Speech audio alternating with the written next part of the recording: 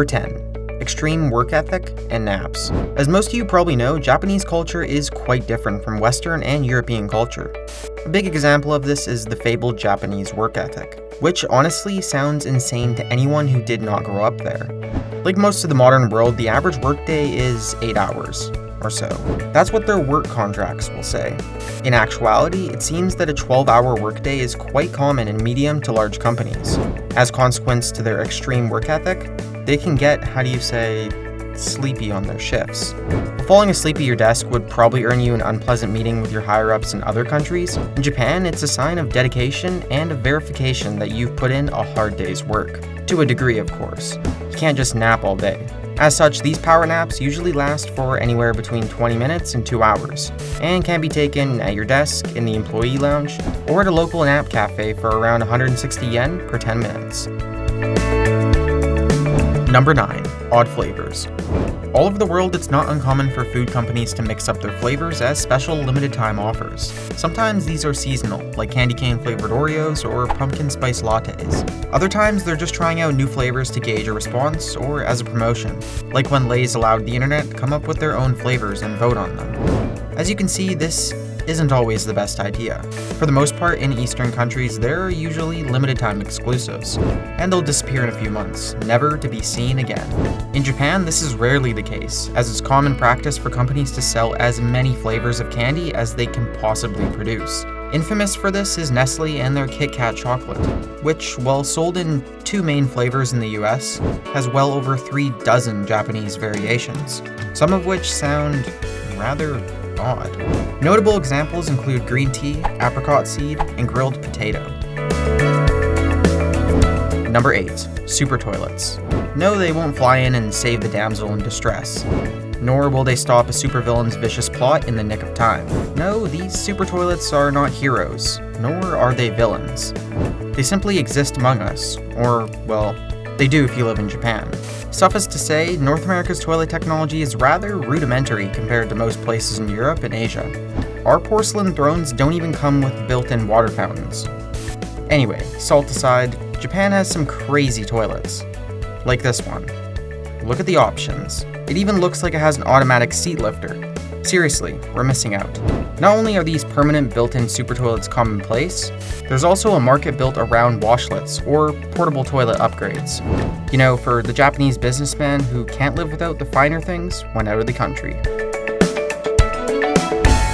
Number 7. Capsule hotels. Have you ever rented out a hotel room and were overcome with the feeling that it was just plain too big? You know, it can be reverse claustrophobic, and lonely, and feel like a waste of money. Luckily, Japan has already come up with the solution, introducing the Capsule Hotel. Rather ingenious, actually. Capsule hotels compress everything that one would need in a full hotel into a small 5x8 by 4 foot slot in the wall. By arranging the rooms like this, capsule hotels can check in roughly 5 times as many people as they would normally, and the savings are passed down to residents.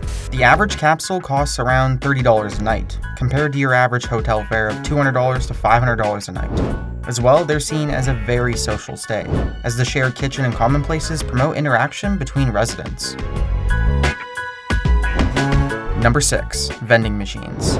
Yeah, we have vending machines. No, we don't. Not within a semblance of the glorious machines that they have in Japan.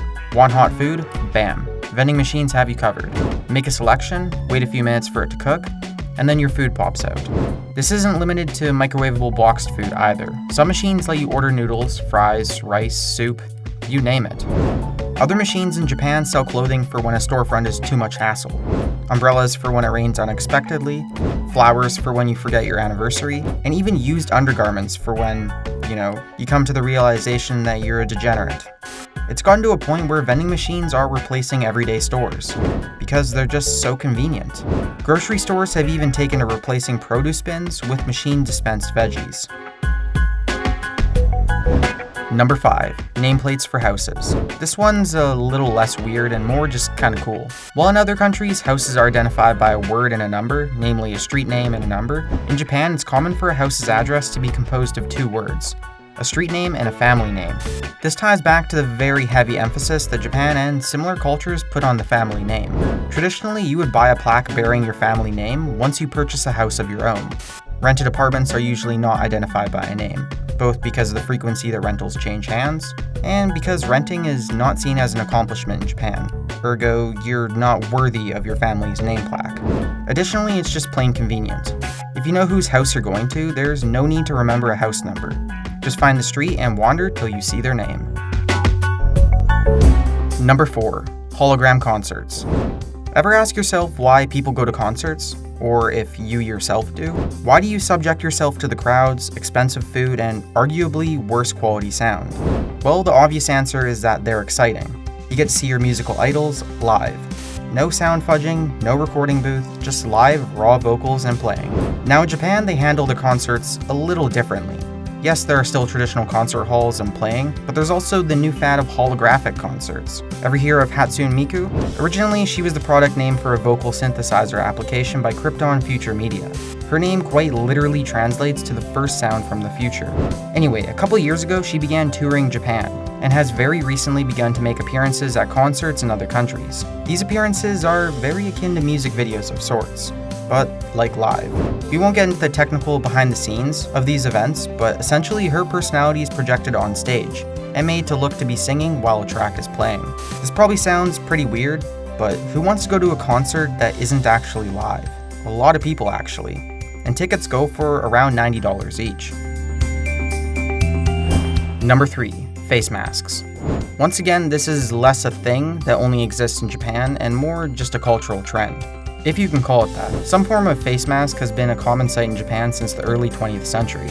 Although the stereotypical surgical mask has only really surfaced in the past decade or so, there are 2 main reasons for this trend: fear and fashion. Let's start with fear. At the turn of the 20th century, there was a massive global outbreak of a deadly influenza. It destroyed everyday life in most Eastern countries, and in some countries the flu killed up to 5% of their population in just a few short years. Many countries encourage people to stay away from each other at all costs. Or if you have to interact, cover your mouth and nose. Then, within a decade, the Great Kanto earthquake struck, coating Japan in ash, smoke, and particle-sized debris. Again, the masks came out. Over the next several decades, the industrial amplification of Japan caused a fair bit of pollution, and in certain cities, the government recommended that civilians wear a mask at all times. Pollution has since, well, for the most part, dropped below dangerous levels. But that hasn't had much effect on killing the stigma that it's dangerous to breathe outside. Not helping in the slightest, pop culture in Japan has begun to adopt fashionable masks as part of one's outfit. These designer masks go for several dollars a pop, and bear unique patterns, shapes, and designs. Young Japanese women have also cited the mask as a sign of modesty, similarly to the hijab in Middle Eastern countries. Number 2. Yuru Chiara.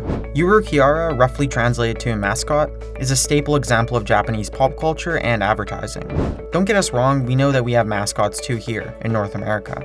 But outside of children's snack foods and sports teams, we hardly see them in public. Japanese culture, on the other hand, you'll find them not only as box art for children's foods, but as costumed entertainers promoting everything from TV shows to adult entertainment to even military service. Clearly, their target audience has transcended children and sports fans. In fact, Yuru Chiara are so commonplace in Japan that in 2015, the Japanese government stated that they would begin rooting their sectors of Yuru Chiara actors, as they felt that the image has become too saturated. And, they're tired of spending tax dollars to hire grown men to walk around in giant costumes. Number 1. Adult adoption. Adoption in the United States is still rather rare, despite rising numbers over the past few decades. According to the 2010 census, approximately 1 in 25 families, or 4%, have an adopted child. Despite this, there are approximately 110,000 children within the foster care system in the United States, waiting to be adopted. Despite the US having trouble getting their children adopted, Japan has jumped a few leagues ahead of the rest and has moved on to adult adoption, to a rather disturbing amount. Japan has the world's highest adoption rates, with approximately 81,000 legal and domestic adoptions taking place in 2011. Note that this number does not take into account out-of-country adoptions. Here's the shocking part. 98% of those adoptions were adult males aged 21 to 35. While this sounds absolutely insane to non-residents of Japan, there's a fairly simple explanation, which, like many things in Japan, ties back to the family name. You see, businesses in Japan are usually passed from father to son upon the father's retirement. However, what if the father only has a daughter? it is rather unhonorable to sell the business or to give it to a non-family member. So in this case, it is extremely common for the father to adopt his daughter's husband, thus making him a legal heir. In the US, this would technically be considered incest, but we digress. It is also common for childless employers to adopt one of their employees when nearing retirement, so they'll have an heir to pass the company on to. As such, less than 2,000 Japanese children are actually adopted in Japan, giving the country a relatively low child adoption rate compared to their population.